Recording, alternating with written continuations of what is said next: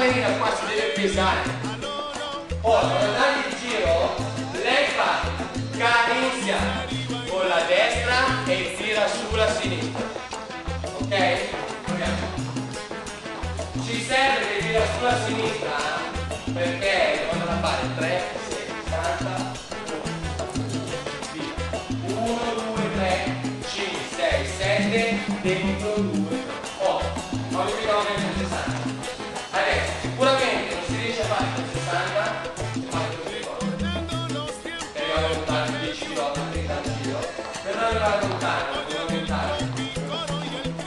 Che questa mano stringe col polso verso di noi. Forza devo venire. Guarda, la lascio, lei continua a girare e ora se la fate così la fate con più equilibrio, ok? Io metto la sinistra, comunque cosa devo tenere e poi lei continua a girare e sto già entrando con la destra.